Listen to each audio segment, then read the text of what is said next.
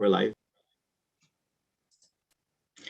Hello, everyone, and welcome to our Universal Peace Federation's International Leadership Conference 2021, today on the 28th of March. We are co-sponsored by the Women's Federation for World Peace. My name is Dr. Susan Taffer. I am the founder of World Connections in Arizona and the director for the Western Region Global Women's Peace Network in the United States. I'm excited to serve as your moderator for this event of distinguished panel speakers from the International Association of the First Ladies for Peace, presenting on perspectives of the Americas working together in close organizational collaboration between North America, Central America, the Caribbean, and South America. Today's live webinar topic is Women Leaders' Perspectives on Peace in the Pacific Rim. We do have French, Spanish, Portuguese, and English translations at the bottom of your screen. We will be hearing from 6 honorable women today, all of whom lead, multitask, nurture, heal, inspire, guide, and most of all, who serve others with the logic of love. For your understanding and about our association, please watch our IAFLP introductory video.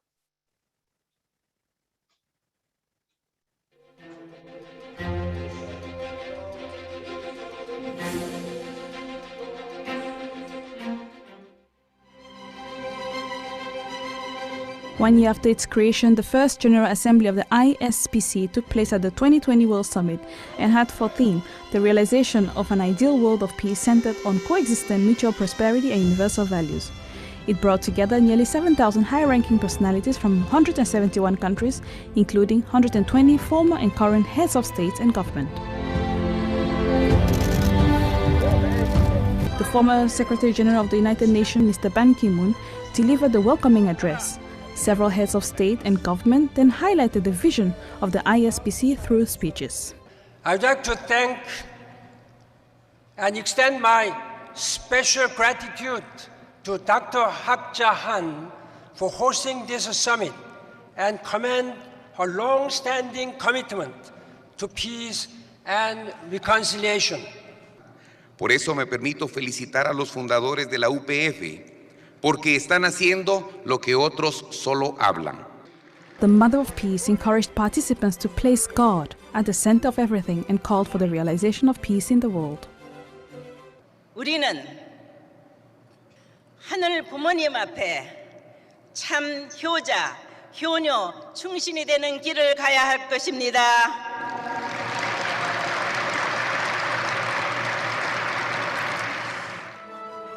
In addition, First Ladies from several countries came together with the same heart and determination as their husbands. Thanks to the ISCP, in December 2019, the Republic of Palau successfully organized the Asia-Pacific First Ladies Summit, which brought together 80 women leaders, including 20 First Ladies. These ladies launched the International Association of First Ladies for Peace in order to solve, with a mother's heart, the fundamental problems of the world and thus spread the women's peace movement. We must look into ourselves, draw upon that value, and work together as women traditionally would to create solutions to challenge the threat that our families are facing in our homes and our nations. Let's take this opportunity to build strong relationship and partnership for our future and for the future of our children. The Mother of Peace is determined to achieve a world of harmony and peace with a motherly love. Accompanied by the Association of First Ladies, they will broaden the horizon of a world of peace through close collaboration with the ISCP.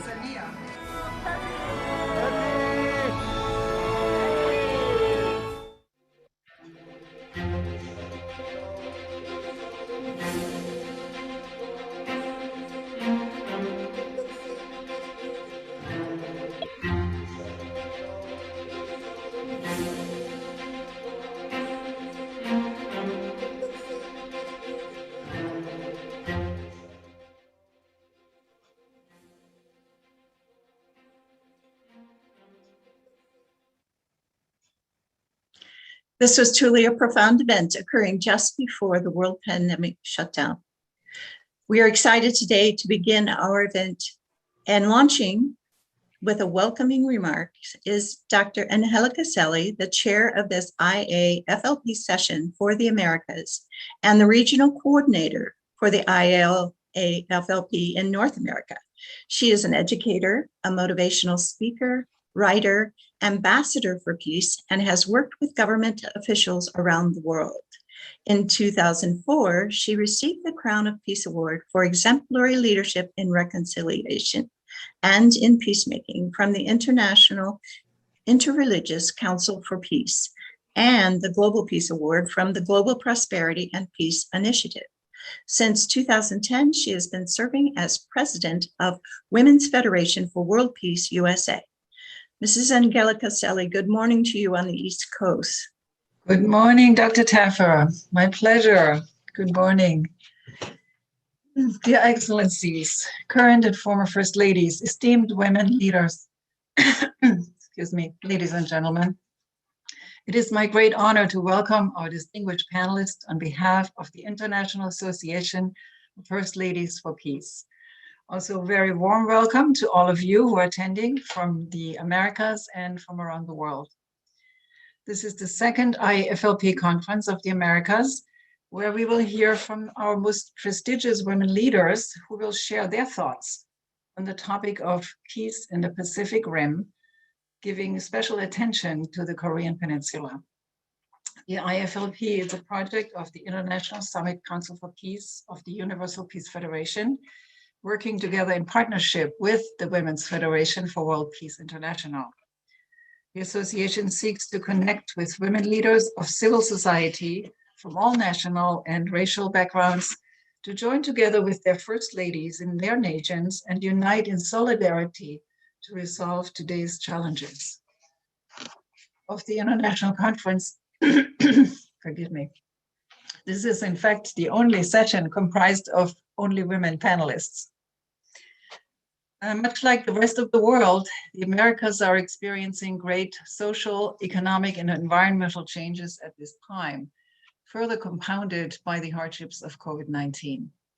These profound challenges urge and push us to look beyond our own families, communities, and national borders to see what we can do to address our common threats together. Today, as mentioned, we turn our attention to the Pacific Rim, where we see one of the most concerning final face-offs between ideologies on the Korean Peninsula.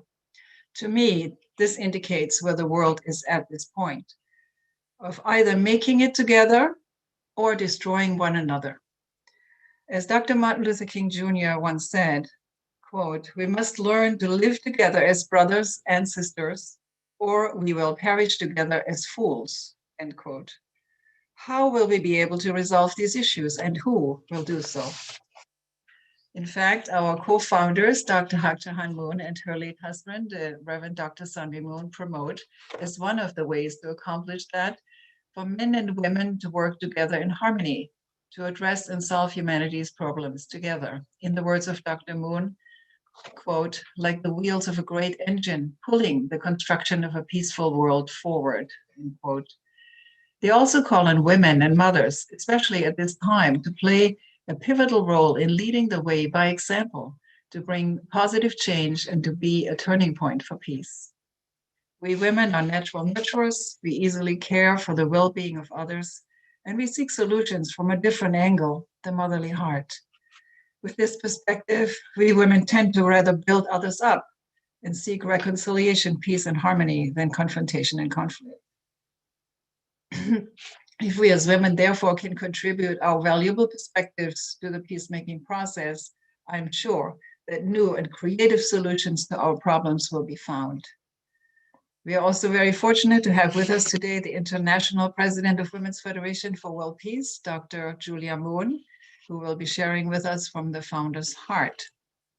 With all that being said, ladies and gentlemen, we look forward to an enlightening session to hear from our distinguished panelists and as well as from you, the audience.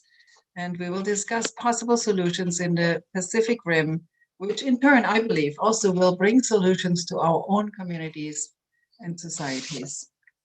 Once again, I welcome you very warmly, and I wish you a wonderful, enriching session. Thank you very much. Thank you, Angelica. Very inspiring. And now we'd like to introduce Dr. Julia H. Moon. She is the president of the Women's Federation for World Peace International. Dr. Moon is an internationally renowned ballerina and has been serving as Director General of Universal Ballet since 1996. She is the president of the H.J. Korean Cultural Foundation, vice chairwoman of the Sunhak Educational Foundation, and chair of the volunteer organization AWON. Ladies and gentlemen, good morning. I'm truly delighted and honored to be with all of you today. On behalf of our co-founder, Dr. Hak Ja-han Moon, I would like to thank the Universal Peace Federation for organizing this International Leadership Conference 2021 with the theme Toward Peaceful Reunification on the Korean Peninsula, Interdependence, Mutual Prosperity, and Universal Values. I would also like to thank our prestigious panelists who will be sharing their insights with us today in this important session of the International Association of First Ladies for Peace for the Americas region with the theme Women Leaders' Perspectives on Peace in the Pacific Rim. Perhaps you are wondering why this conference is discussing issues related to the Pacific Rim, and more specifically, Korea. Last year was the 70th anniversary of the outbreak of the Korean War. This war took so many lives and loved ones, not only of the Korean people, but also of innocent young men and women who came from 16 nations, including the United States, Canada, and Colombia from the Americas, to fight for a country and a people they did not even know. Without their sacrifice, South Korea would not be the prosperous nation it is today. 70 long years have passed since the war, and yet still, Korea is a divided nation. Furthermore, the conflict on the Korean Peninsula adversely affects relations among the powers in the East and the West, making this conflict a major obstacle to world peace. Much of modern history has been dominated by Atlantic Ocean nations through military strength, colonization, and exploitation. Despite years of effort by the United Nations, this masculine way of maintaining power has not created lasting peace in our world. While advances in technology and development have improved standards of living for many, there has also been an increase of social alienation and anxiety, as well as environmental degradation that is irreparably destroying our planet. The co-founders of UPF and WFWPI have devoted their entire lives to the cause of world peace.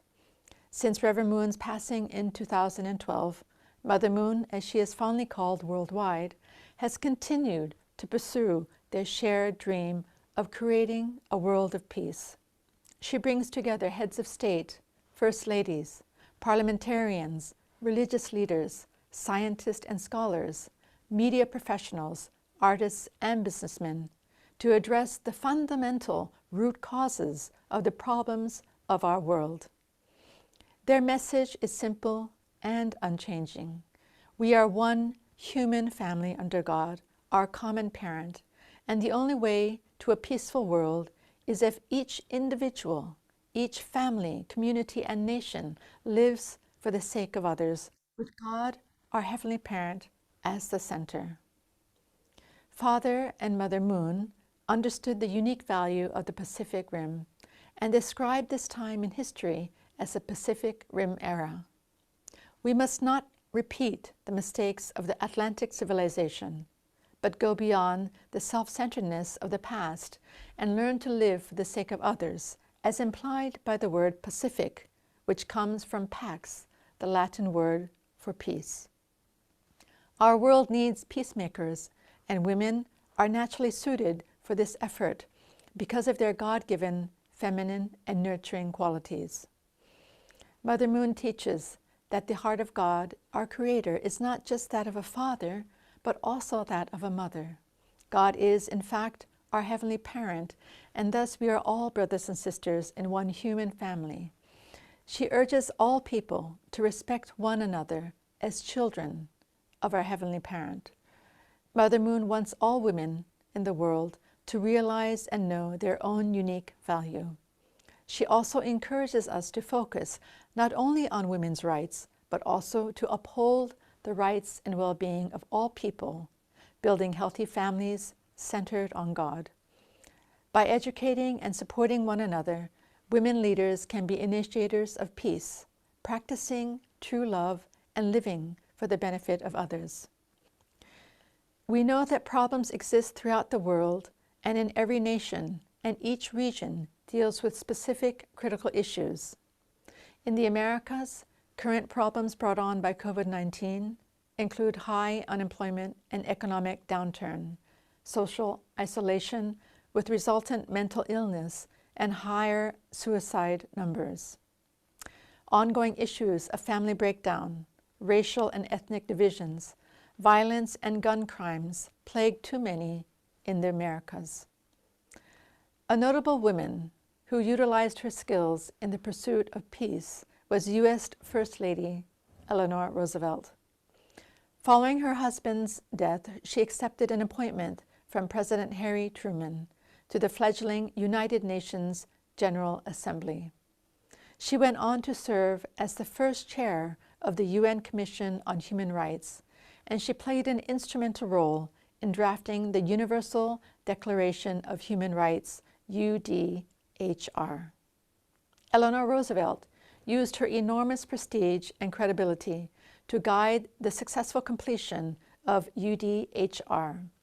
After this was adopted, awareness began to grow that certain human rights are inherent, that they pre-exist and stand above the state and all forms of political organization.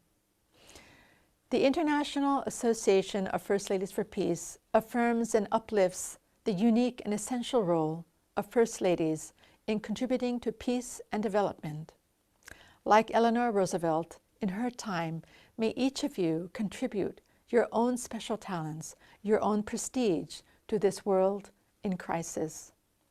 I sincerely hope that IAFLP can become a platform for First Ladies to go beyond regions and come together on a global level.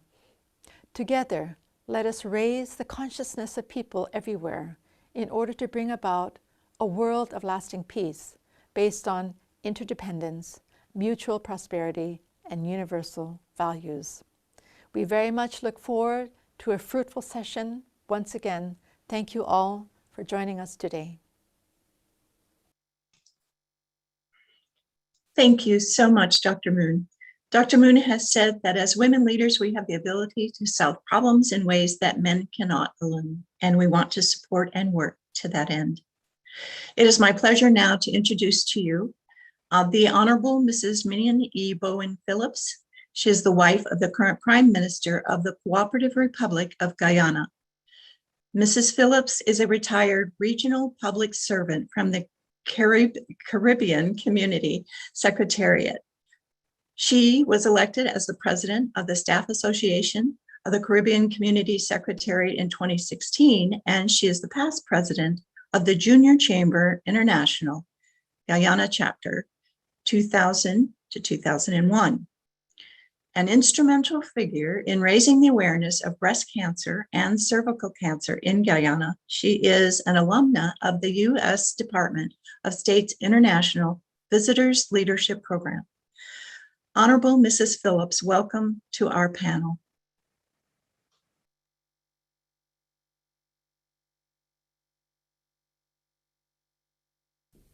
Madam Chairperson, members of the International Association of First Ladies for Peace, and the Women's Federation for World Peace, fellow panelists, former First Ladies, women leaders in government and civil society, ladies and gentlemen, I greet you today on behalf of Guyana, proud to sit on the panel of today's session, which focuses on women leaders' perspective on peace in the Pacific Rim. It has been 71 years since the Korean War, also called the war that never ended. Globally, peace-building initiatives have been hosted with the aim of promoting the reunification of the Korean Peninsula. This session is just one part of that larger initiative, which has an overarching focus on interdependence, mutual prosperity, and universal values. These three tenets are closely interlinked and serve as guiding principles for the path that is to be forged to achieve our ultimate goal of peace. It is with interdependence that stakeholders can bring their best peace-building skills to the table, sharing those skills for the mutual benefit of all parties. The world's history is not short on examples of major conflicts that have divided countries, cultures, people, classes, and various other groups within which the human race divides itself. Madam Chairperson, Guyana has had its fair share of divisions and conflicts. Pre-independence disturbances in the 1960s saw massive violence and loss of lives among Indo and Afro-Guyanese. Most recently, our country also saw a spate of unrest during our 2020 general and regional elections, during which our people's democracy was threatened.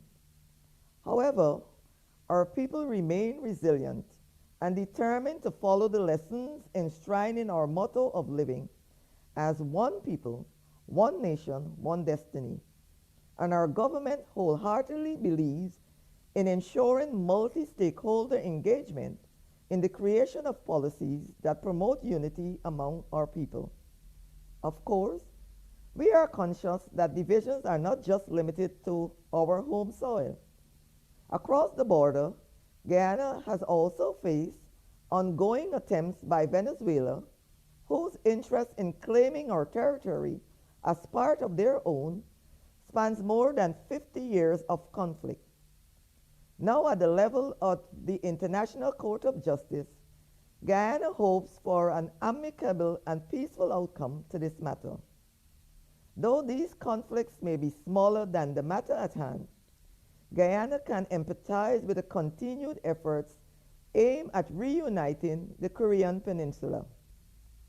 Millions of lives have been lost. People have been displaced, and peace have been withheld for far too long. But the constant efforts across the globe must be commended. These efforts give hope that with the right partnerships, enough resilience, and ardent international support, this too can come to a peaceful end.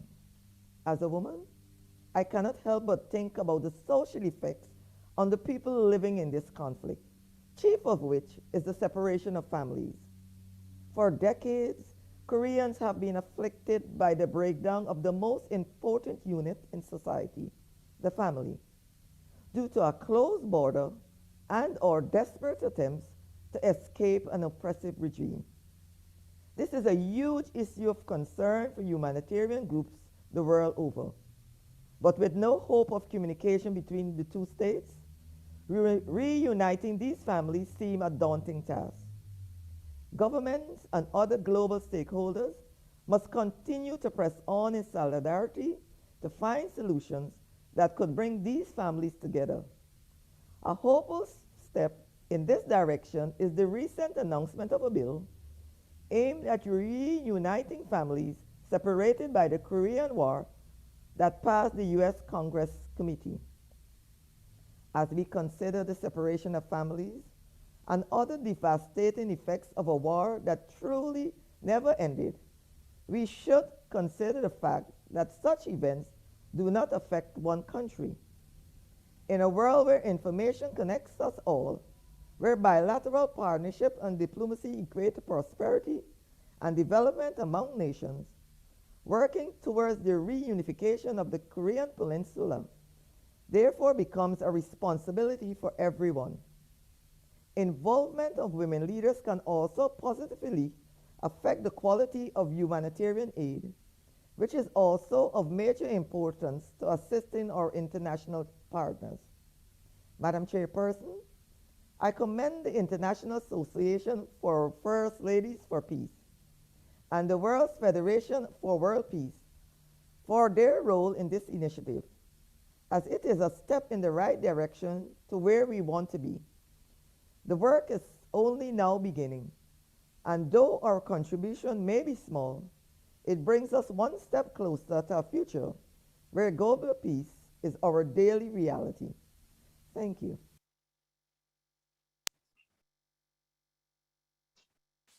Thank you so much, Honorable Mrs. Phillips, for your profound words and direction. And now our next panelist is the Honorable Madam Maria Fernanda Flores de la Min, who is the first or was the First Lady of Nicaragua from 1997 to 2002. The First Lady who served as Congresswoman in the National Assembly of Nicaragua from 2012 to 2020. She is the creator, founder, and president of the Liberal Movement. She is the president of the Foundation for Human Dignity, Residence for the Elderly, which was founded in August 2000. Welcome. Good morning, Dr. Susan Taffer. Good morning, honorable guest speakers that are joining us today. I want to thank the Universal Peace Federation and the International Association of First Ladies for Peace in collaboration with the Women's Federation for World Peace for inviting me to participate as a panelist. I'm honored to be able to share together with experienced and capable leaders like the ones here today, who above all want to work for world peace, a world where there are no conflicts or wars, a world without divisions. Today, we speak out against a division of more than 70 years. With one voice, we demand that we work together to achieve the long-awaited dream of an entire people who want the reunification of the Korean Peninsula. Korea was annexed by the Empire of Japan in 1910 until August 15, 1945, when the Japanese surrender took place in World War II. It is then that the Korean Peninsula is divided geographically and politically by the 38th parallel under the command of two allied countries, the Soviet Union, which controlled the North, and the United States, which controlled the South. This is the beginning of the Cold War. Today, two antagonist states emerge with diametrically opposing politically, economic, and social systems.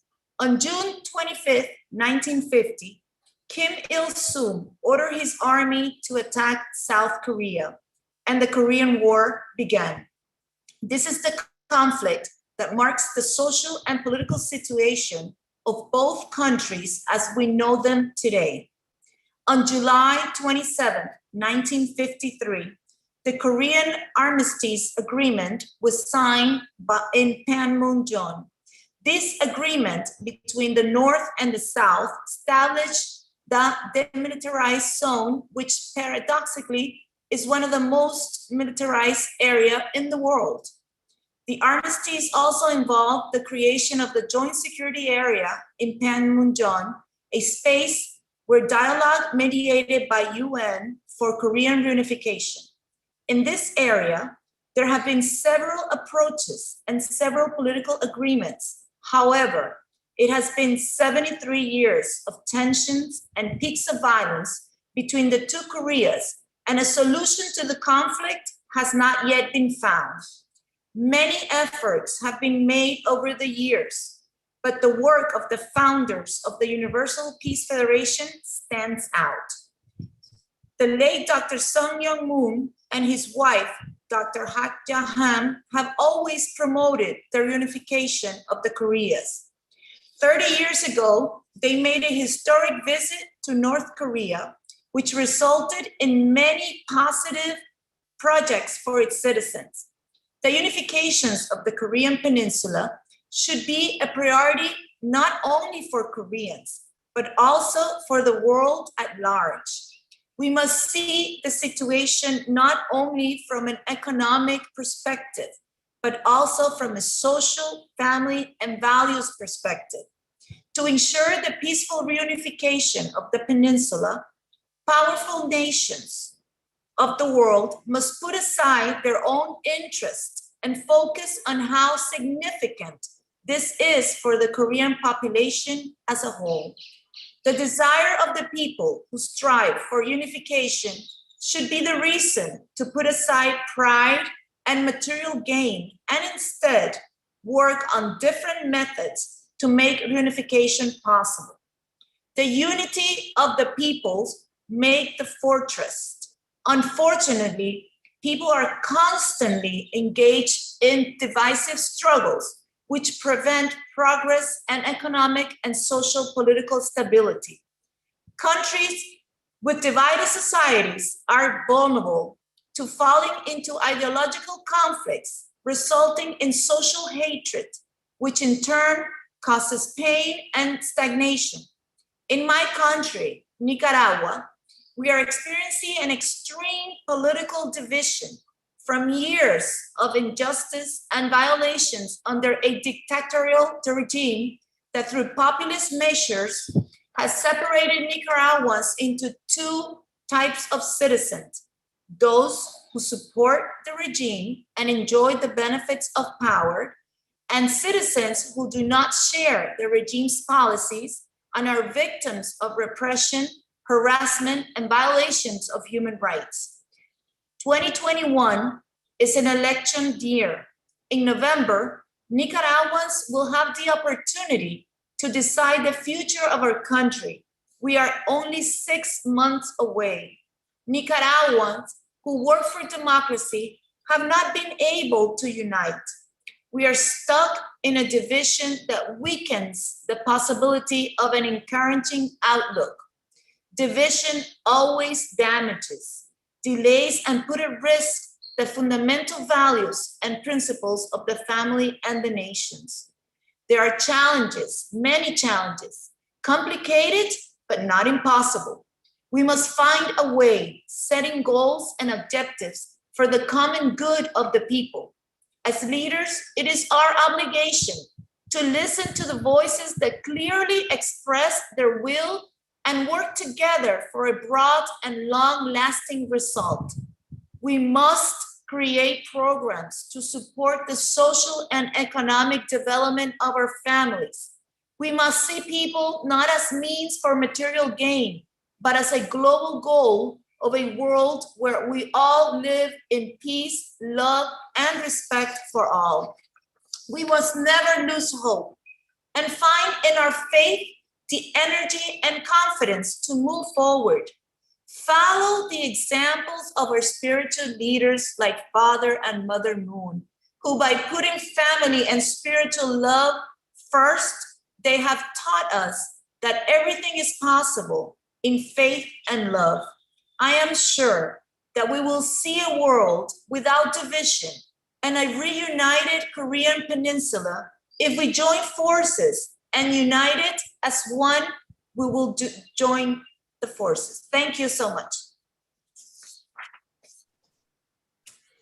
Thank you, Honorable Maria Fernanda de Alamín. I know that many of you have questions. We will address them at the end of our experience in the event today, and so be patient. We are recording them.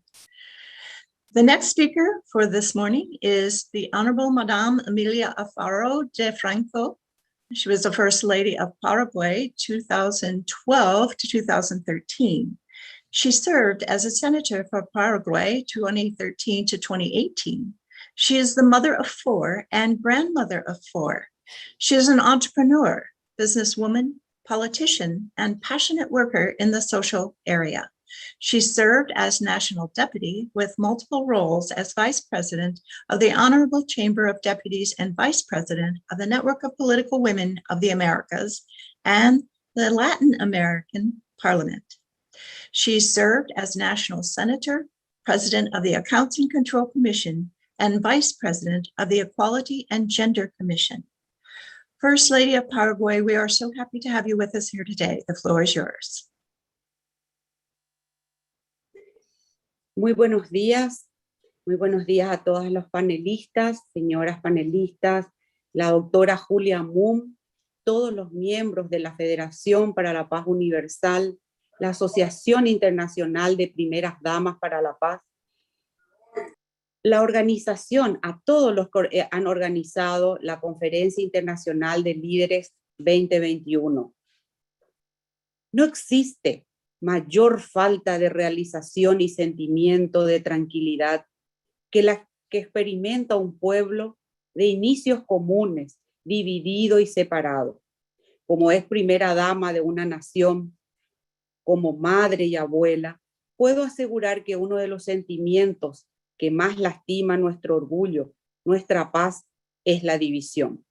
La tristeza de ver familias separadas, de ver pueblos divididos, no solo por fronteras, sino por la fuerza, a veces de las diferencias de los pensamientos, nos hace dudar en ocasiones de nuestra misión en esta sociedad global.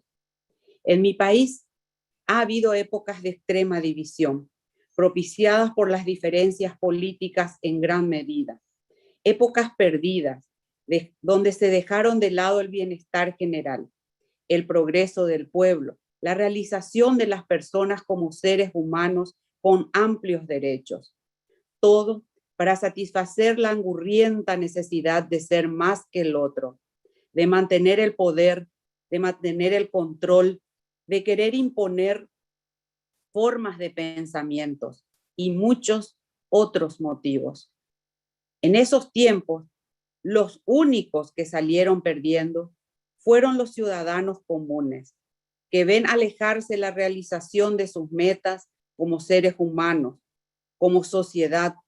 Los únicos que han perdido siempre fueron las familias, las que son divididas por la fuerza, a veces por las diferencias otras. Se necesitó un amplio consenso, una gran persona que visionase el futuro y no que simplemente piense en él. Se necesitó un unificador, pero no bajo su personería, sino bajo un nuevo consenso general. No pretendo que las cosas ocurran de igual manera en la península coreana, pero sí quiero decir que siempre hay esperanzas, que siempre tenemos la oportunidad de mejorar en algo. Nuestra situación, por más mal que esté, siempre los seres humanos encontraremos una luz. Hace unos meses atrás era casi imposible no encontrar una noticia en cualquier medio que tenga que ver con Corea del Sur o Corea del Norte. La península siempre estuvo al frente de las primeras planas. La pandemia hizo que muchos de estos problemas y de otros problemas de países, dentro de ellos o entre países, pasaran a otro plano. Fueron a ocupar las primeras planas, las muertes, la guerra contra el COVID-19, economías golpeadas y gobiernos al límite. Pero el enfrentamiento entre las dos Coreas seguía y sigue. Dos países hermanos, una gran familia dividida por ideología que golpea a hombres, mujeres y niños sin diferencia. Los seres humanos siempre tratamos de hacer diferencias ideológicas, económicas, sociales o culturales, pero el COVID-19 nos dice que todos estamos interconectados y nos necesitamos unos a otros. No importa en qué continente o país vivamos, Corea del Sur, del Norte, Paraguay, Nicaragua, Canadá, Brasil, todos somos importantes y necesarios. En este mundo, todos colaborando, se puede superar al virus y a la división, también a la división entre las dos Coreas. Pero por sobre todo, debemos salir juntos de la enorme desigualdad social y económica causado por el COVID-19.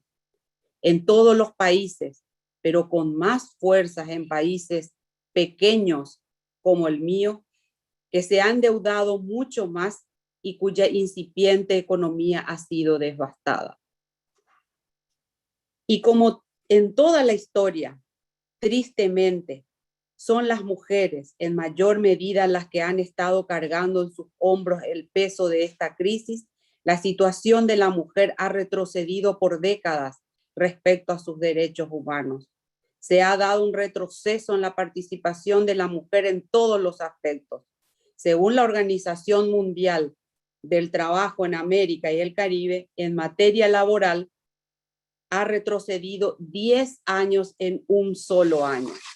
La salida de las mujeres de la fuerza laboral está determinada por la demanda del cuidado de la casa y la familia, actividad no remunerada, cosa que afecta al ingreso familiar.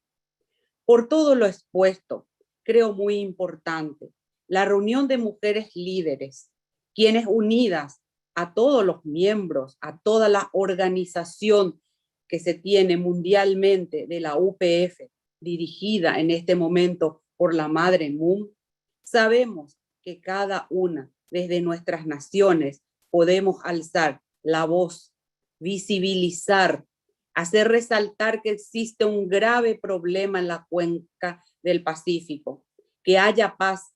La vida humana no tiene precio. Cualquier llamado a sacrificar a unos por el bien de otros es deleznable y contrario a la dignidad dada por Dios. Todo espacio de reunión, toda asamblea en la que participemos debe ser consciente del problema que existe. Así como lo dijo el Papa Francisco, subámonos todos a la única barca del Señor y enfrentemos la tormenta. Corea necesita de Paraguay y tal vez mucho más Paraguay necesita de Corea. Pero hoy nos toca a nosotros mostrar siempre al mundo las injusticias, las diferencias que golpean y lastiman, las divisiones que traen dolor y muerte. Mientras levantemos nuestras voces, mientras nos escuchen en todos los confines, hay esperanza de un mundo mejor. Hay esperanza de unión de nuestros hermanos coreanos. Hay esperanza de construir algo mejor para nuestros hijos, para nuestras naciones, a través de la tecnología de comunicación, las redes sociales, medios virtuales y todos los medios disponibles, alcemos nuestras voces. Areco tuishat teshagau pendereje. En guaraní significa, en castellano significa, siento una gran añoranza por todos ustedes. Areco tuishat teshagau pendereje. Muchas gracias.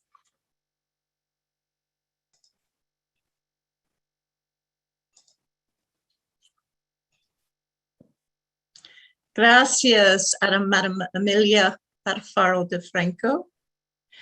And thank you for your words, your inspiration. And now we have closing remarks from Mrs. Roswitha Dueck-de She is the International Vice President of the Women's Federation for World Peace of Latin America from 2019 to present, and the President of the Women's Federation for World Peace Paraguay Chapter from 2011 to present. Roswitha, please join us now.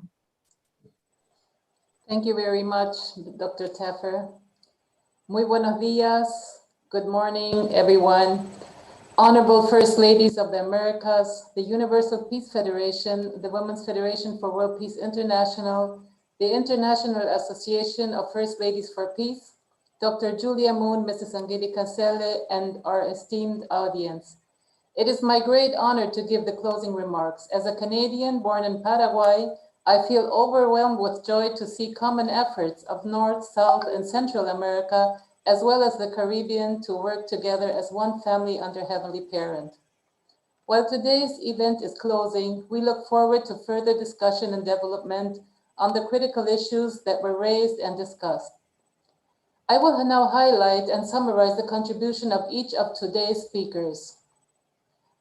Honorable Mrs. Minion Bowen Phillips. She said that as we consider the separation of families and other devastating effects of a war that never truly ended, we should consider the fact that such events do not just affect one country. In a world where information connects us all, where bilateral partnerships and diplomacy equate to prosperity and development between nations, working towards the reunification of the Korean Peninsula therefore becomes a responsibility for everyone. Involvement of women's leaders can also positively affect the quality of humanitarian aid, which is also of major importance to assisting our international partners. Mrs. Maria Fernanda Flores de Aleman, she emphasized that the unification of the Korean Peninsula should be a priority issue not only for Koreans, but also for the different countries of the world. We must see this not only from an economic perspective, but also from a social, family, principle, and values perspective. And Honorable Mrs. Emilia Alfaro de Franco mentioned in her speech that we human beings always try to make ideological, economic, social, or cultural difference. But COVID-19 tells us that we are all interconnected and we need each other, no matter in which continent or country we live. She also felt the importance of these meetings of women leaders who, together with all members of UPF led by Mother Moon, each from our own nations, raise our voices, make visible and highlight that there is a serious problem in the Pacific Rim. As long as we raise our voices, as long as we are heard in all corners, there is hope for a better world. There is hope for the unification of Korea. There is hope to build something better than for our own children and our nations. Well, I want to give special thanks to the First Ladies who took their time to share their profound insights with us today. This conference also would not have been possible without the collaboration of Mrs. Blessy Dacal, Mrs. Gail Weith, Mrs. Maria Luisa Solsol, and Mrs. Lily Tadin, and our great audience, of course. Thank you all for helping. As this session comes to close, I am optimistic that this conference does not end here, but rather is a platform on which the UPF, the Women's Federation for World Peace, and IAFLP, and great women leaders from America will offer a direction for a future of peace and development. I would like to end my remarks with the words from the memoir, Mother of Peace, of the founder of IAFLP, Dr. Hak Ja Han Moon. She says, with neither fear nor anger, my husband and I prayed ceaselessly for reconciliation between North and South Korea. We were not responsible for the division of the Korean Peninsula, but we took responsibility for its peaceful reunification. We have always felt that ending the conflict on the Korean Peninsula would turn the world toward peace. May God bless you and your families, and thank you very much.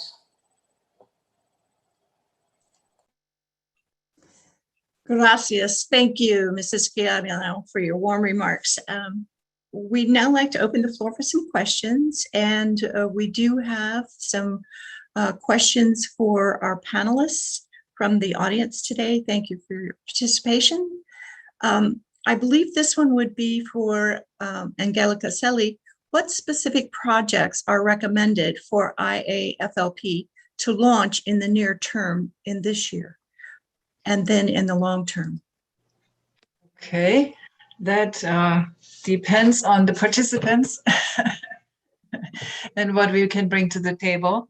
As the First Ladies have said, you know, there's so many issues that we're dealing with. We most likely have to sit down and discuss which one is the priority that we all want to deal with, and then put our heads and hearts together and come up with solutions.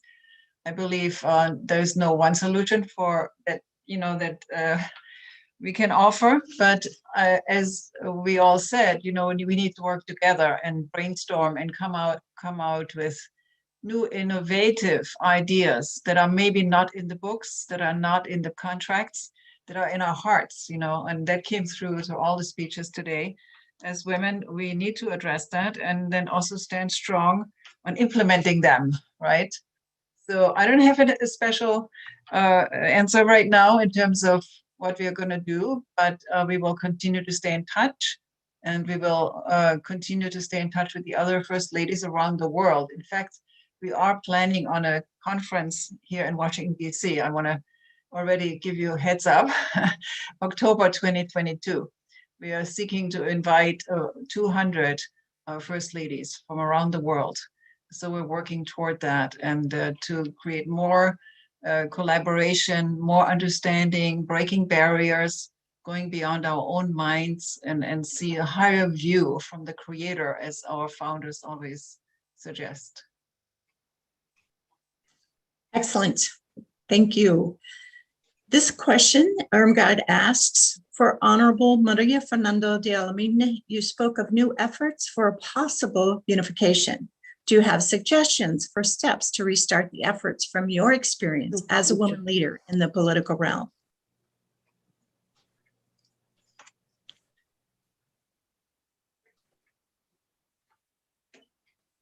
No tiene su micrófono, pero se escucha mucho. No tiene su micrófono. From our experience here in Nicaragua, where we have a history of many different types of divisions, not only politically, but economically.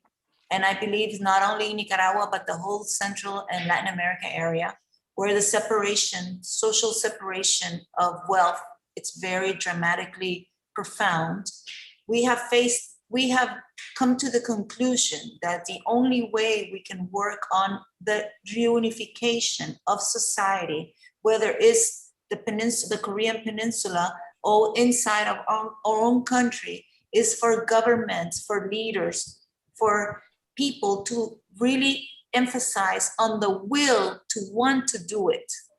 Many times politicians and political leaders like to talk a lot, speak a lot, and show off a lot, but when it comes to really do the work and put the people's choice first, put the people before anything else and what's best for them, we failed. So I think it all has to come down to work together, join together the efforts, but also most importantly is to want to do it, want to make it a reality and make the effort through the different aspects that we can focus on. I heard someone talk about the media effect. That's a very important issue. We live in a world where technology now, because of the critical health situation that we're going through COVID-19, technology has come up to be a priority in our life, in the development of our lives. And we can use technology as well to focus on the different aspects of reunification. But most important, you need to have first the faith that can be done, that we can do it. And then we need to work on those and make sure that those leaders that we have now, that are in the different areas of the world, have as priority the reunification of Korea and the reunification of the society as a whole, and has the will to want to make it a reality for all. Thank you. Thank you. Very, very good inspiration on that remark. Linda asks, what practical methods do you think women can do to assist other women in North and South Korea towards the unification of Korea? Could someone interpret and have the Honorable Emilia Alfaro de Franco?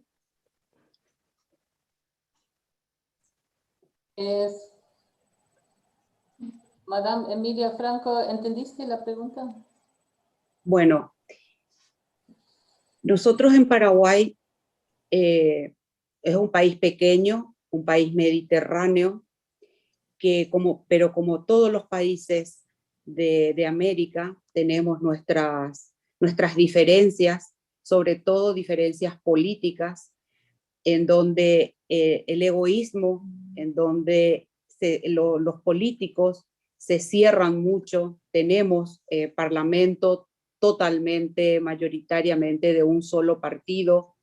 No puede la oposición unirse, ir en contra del partido hoy día de gobierno, pero que hacen muchas diferencias.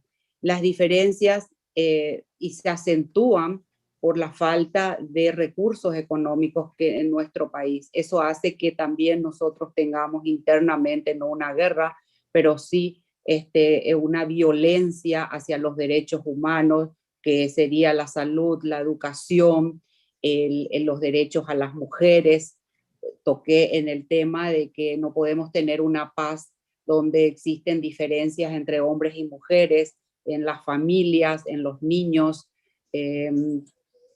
Entonces, necesitamos unirnos, porque así como a Paraguay le afecta toda esta situación, afecta también lo que sucede en la península o lo que sucede en Nicaragua, porque todos estamos interconectados. Por lo tanto, para la paz mundial es la unión que creo necesitamos hacer visibilizar. Y por eso también decía, desde mi país, cómo hacer lo posible, llegar a todos, y me uno a lo que decía Angélica, de crear sistemas de comunicación, sistemas de hacer golpear lo que están pasando en Corea, lo que están pasando en otros países y también en Paraguay, porque todo afecta.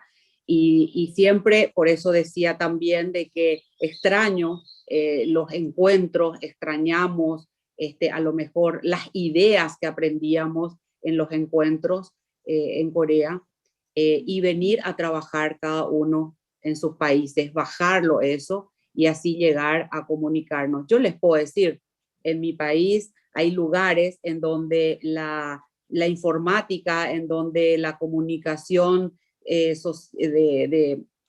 tecnológica llega muy poco. Entonces, ¿cómo pueden enterarse de lo que están sufriendo en otros países? Por lo tanto, eso es lo que debemos hacer. Ideas, visibilizar, golpear, hacer llegar a todos los rincones que necesitamos trabajar. Y sobre todo los políticos, sobre todo los parlamentos, que deberían de darnos ejemplo. Entonces, trabajar ahí para llegar a una paz que a todos pueda beneficiar. Y sobre todo después de esta pandemia que nos dio grandes golpes, no solamente económicos, y de muchas maneras. Muchas gracias. And thank you so much. Sarah asks a question for the Honorable Maria Fernanda de Alamín. How can all the Americas and the Caribbean help each other to foster more understanding and peace in our individual societies and our region as a whole?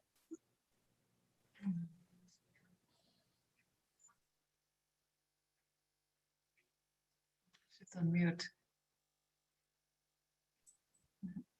I think that there are many different things that can be done. We need to focus, as an educator, I believe in education. I believe the answer to many of our problems in our countries is the lack of education, is the lack of emphasis on behalf of the governments to focus on the real important things that make society better. And education and health has to be on top of the list. If we educate our communities, if we educate our children, our society, and focus on teaching them principles and values, and see them and as the perspectives of the future leaders that can be for our countries, the real values of life, where we need to put in front of anything of the family, the love for God, the love for the family, the right to do things correctly, and the consequences for every action that we take. If we focus on teaching young kids principles from early education, I'm sure that we can work towards, not now, but in the future, have a better society for all the different countries in Latin America. We have many problems. Poverty, it's our number one problem. But also we have political problems in many of our countries. But the most important thing, the most important issue here is that we cannot give up, that we need to focus on working together towards a better world for us. And from where we are, you might be in Parliament today, you might not be there tomorrow. I was First Lady many years ago. I'm not anymore. But from where I am, it's from my house, from my office, from my parliament, or from whatever social environment I'm in, we need to always concentrate on working for a better world and work for our people. I think that's part of our responsibility as political leaders in our countries, and work on finding common issues and common efforts and common solutions for all of us. Because somehow, as Emilia was saying, we're all together in all this. We're all connected, especially in America. America faces very similar problems, all the countries. And if there's similar problems, there has to be similar solutions. We don't have to invent the wheel. I'm sure that the problems that Nicaragua has, Paraguay has them once or still has them today, or Costa Rica had them a few years back, 40 years ago. But eventually, if we can all come together and focus on what's best for us, and we have the will to do it, it can be done. Absolutely. Thank you so much. We now have a question for Roswitha. The suggestion for a delegation of women leaders going to North Korea to meet with the leaders there about humanitarian issues might bear fruit. Perhaps a series of trips or even a permanent office in the North. What is your consideration? And then I'd like to invite all the panelists to have a comment as well. Of course, I think actually we had the experience to go to North Korea, to visit North Korea as Women's Federation for World Peace, and it was a wonderful experience. We had a sisterhood ceremony with women from North Korea, and I think that women can do so much. Sometimes we don't believe in ourselves. We think that maybe we're not enough to do it, but I think as we have a heart of a mother and we want the happiness of all our children, we can really win the heart of even of people who maybe are not so good.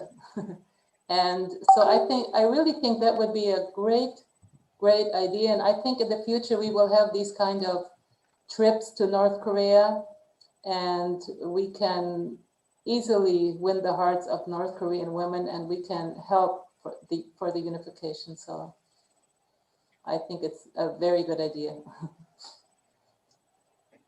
Excellent. And for the rest of the panelists, if someone would just raise their hand or begin with your opportunity to contribute to that concept. How do we restart this? How do we do it again? Yes, Angelica. Yes, just knowing that our founders have been investing so much over the years, there's a lot of foundation already there, right? And they have broken, it's not the glass ceiling, I don't know what you call a border that is horizontal. Maybe they've broken the bricks to North Korea because they have connection of heart because of the investment there. And I also believe the awareness needs to be created in the United States, like UPF is doing right now. Every single week there is a conference going on, right, as you know, to create awareness what is actually going on in Korea. And we need to see it from many different perspectives, not only the political one, as also was mentioned. So as we create more momentum, and I think Mother Moon is doing that very much right now through every rally of hope, everything she's doing is trying to bring this to a head and then bring positive solution for unification. So to stay connected and to seek the opportunity when the time comes. It's also the timing. There will be a moment when it's the right time to go, right? But are we ready? We have to prepare ourselves too, right? And unite and come together. Then we have a greater force. So there's a lot of homework to be done before we go there. That's my opinion. Thank you. Thank you so much. Yes, definitely. And no matter from what chair we sit, we have the opportunity to contribute to that effort. Maria?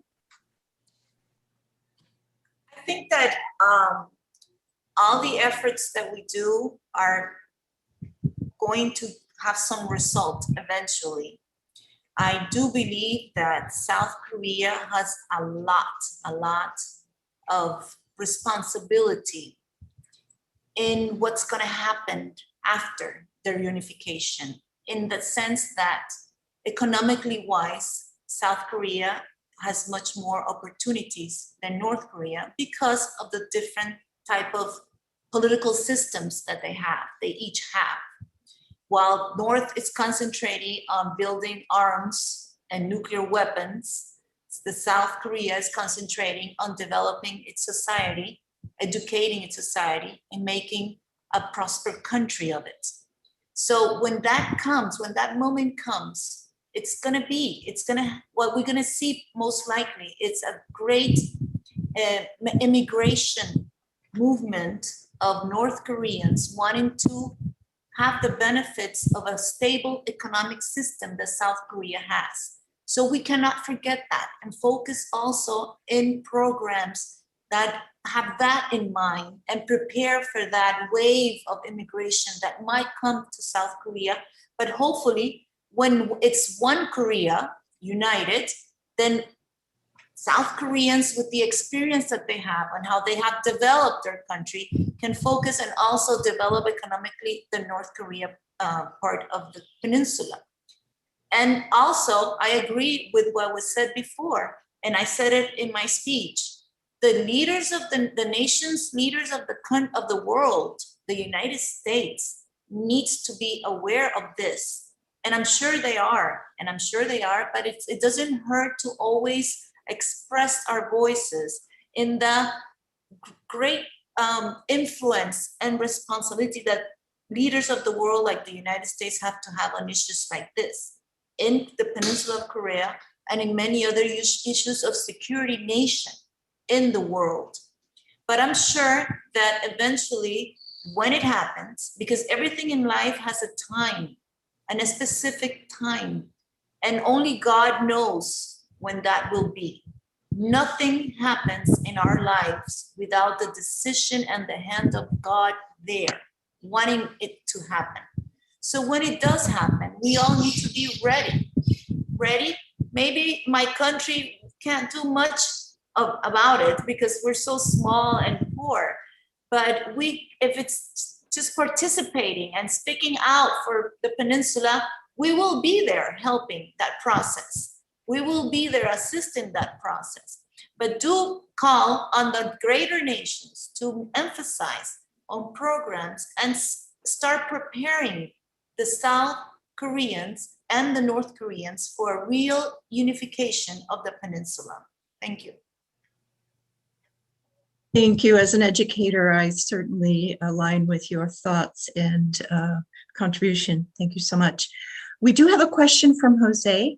What should the role of women be in international politics? And what have we learned from the union of the two Germanys and this, I think, would be for Maria as well. If you'd like to contribute to that answer. Okay. I think that us women can do a lot.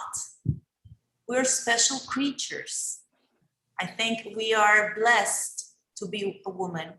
And because of that, that sensitive inside of us, that motherly love that we all have inside, that sense of wanting to do things right, of defense, of comfort, that sense of giving everything that we have for our children, for our family, for our husbands, for entire where we develop ourselves. I think that special inner feeling that we has for being women can be used and maximized towards good efforts, towards good things for a better world, for peace. I think we have a special position, the fact that we are women. And I know it's not easy and it's very hard because it's double the work for women in politics as in any other society aspect. But I'm sure we can do it. We are capable of working not in one aspect of our life, but working in many different aspects of our life and do a great job in each one of them. As well as a mother, as a politician, as an entrepreneur, anything that we desire to do, we can do well. So I do have faith that women will do a great job in the part of the process of the reunification of Peninsula, because we have that heart and we feel for the people, and we feel as mothers, those that are mothers, that our children need to be united. We like to see our family united. We like to see our home united.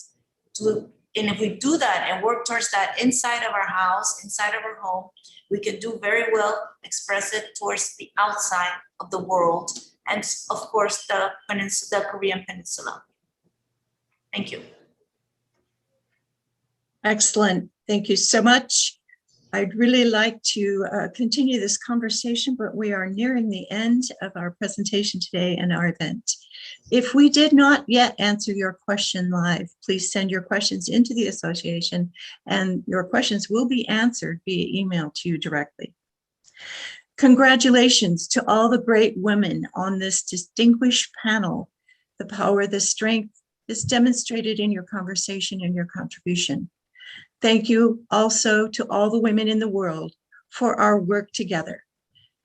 As we unite, we can make a difference and hold each other up to the challenges that are before us. Thank everyone today for attending this spectacular event. We do appreciate each and every one of you, and we send you all blessings for a safe weekend. Stay healthy, everyone. Thank you. Thank you. Thank you. Ciao, ciao. Saludos, Emilia. Great. Thank you. Thank you. Thank you, Dr. Dan. Thank you. Thank you so much. You are becoming expert for Korean Peninsula issue. I think so. Gracias, Honorable Madam Emilia. Gracias, Rosetta. Gracias, todos, panel. Thank you for all the great, wonderful session. Thank you, Dr. Topper. Bye-bye. Yeah, great. Ciao, saludos. Angelica, congratulations. Thank you. Thank you, LSL. Behind you. Muchas gracias. Good night. Bye-bye. You are in the morning. I'm in Korea, actually. Me too, Korea. Very good. Very good. Wonderful session. Hi, everyone. Thank you. See you in the next session. Thank you, Rosetta. Thank you so much, everyone. Have a good day. Good night. Yeah.